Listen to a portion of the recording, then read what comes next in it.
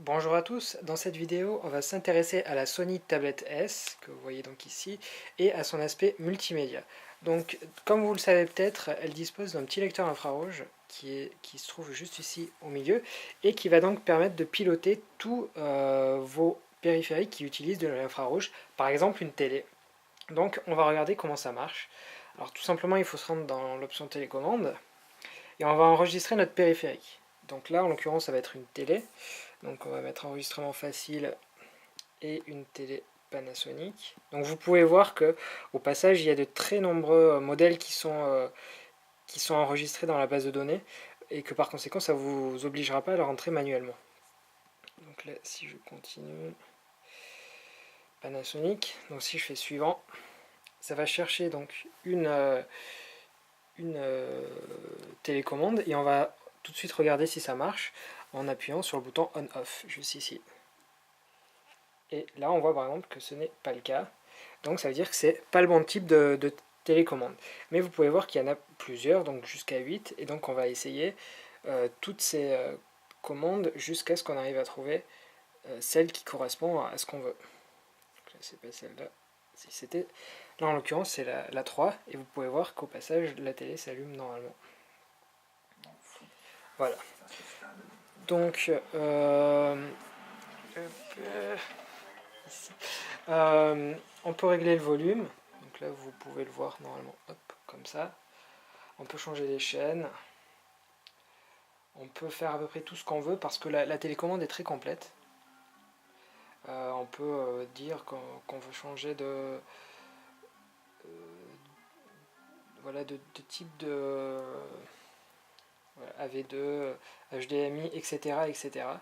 Mais donc voilà, on peut continuer avec cette télécommande sur laquelle on va assigner. Donc voilà, on va l'assigner, on va dire que c'est celle-là. Il va y avoir aussi cet écran où tout va se faire de manière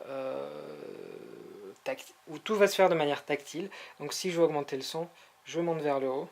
Si je veux baisser le son, je vais vers le bas. Voilà, et etc. Donc là je change de programme plus.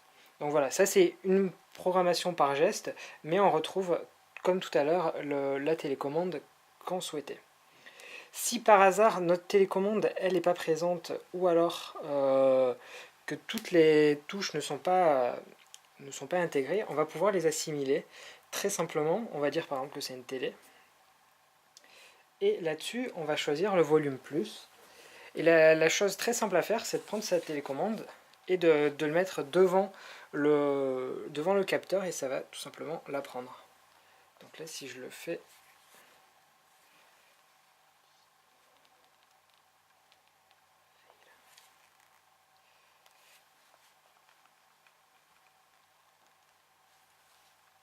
donc voilà, là ça a fonctionné. Et donc là si normalement si je le fais, voilà, ça a bien fonctionné, et donc on a une télécommande qui peut servir pour tous les périphériques que vous avez chez vous qui utilisent une commande par infrarouge. Donc voilà, ça c'était un premier volet. Le deuxième volet, ça va être tout le côté DLNA et contenu multimédia. Donc pour ça, il suffit de se rendre dans la galerie par exemple, et on va choisir une image que l'on va tout simplement envoyer vers la télé. Donc pour ça, c'est très simple, il détecte que la télé est en DLNA, et on va, hop là, monter sur la télé.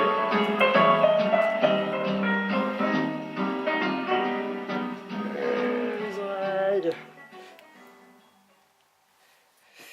Voilà, donc là, en l'occurrence, bon, c'est qu'une image, mais on peut en choisir un peu plus avec un album. Donc si on fait ça, hop.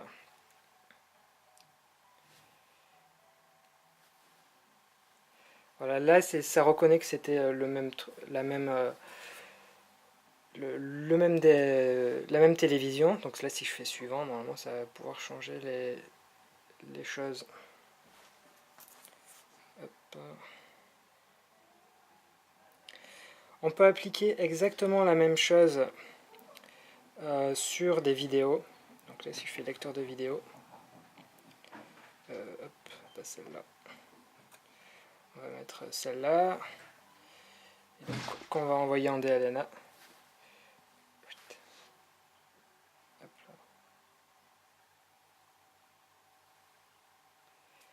Voilà, et donc tout seul, ça va lire la vidéo là où on...